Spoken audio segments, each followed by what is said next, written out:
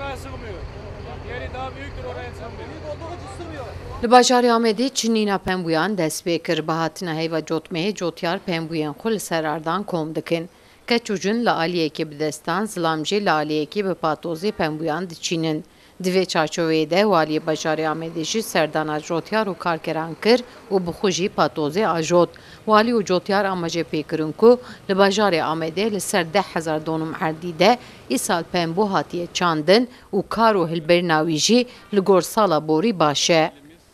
Bölgemde verim abi başa o rinde emce memnunun çiftçi olarak serpensedi emeği inşallah dönüm ve serpensedi pembo bistinin başa pemboyum. Ayrıca pembo tabi sadece işçi pırdı şoğulun. Ana bölgemde Güneydoğu'da iş saati tine.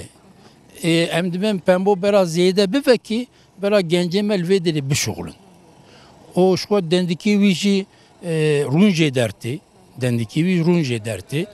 O dendiki vi kupişi rune vişe derke dedim yine cidbe hayvan yemi, evci küspet cidbe. Dolayısıyla ev darki vişi hem yenilenebilir enerji anavart bejin yenilenebilir enerji cidbe hem cidbe pelet. Yani tişteki em navejin pembo. Cotyar û serokên jora ziraetê tînin ziman ku pembuya ku li bajarê Amedê tê çandin ji aliyê bajarê Reha û Rojavayê Tirkiyeyê bêtir bi têr û tije ye. Dendikên wî bi rûne û di cûreya tekstîlê de tên bikaranîn. Ji bo wî jî bang li cotyarên derdorê bajarê dikin ku bila sala bê çandiniya pembo bila bikin. Ana pemboye me lugori Urfa'yı jî dahi kaliteliye.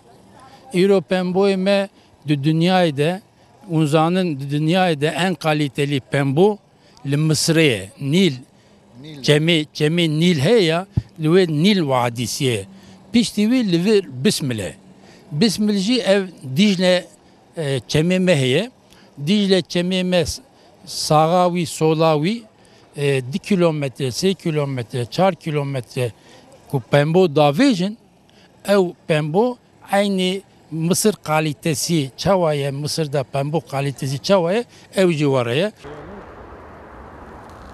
Pembuyên ku ji aliyê jûn û keçên bajarê Amedê ve tên komkirin dûre dişînin fabrikeyên çirçira û li wê derê êdî tê tatbîkkirin ji bo ku bê bikar anîn.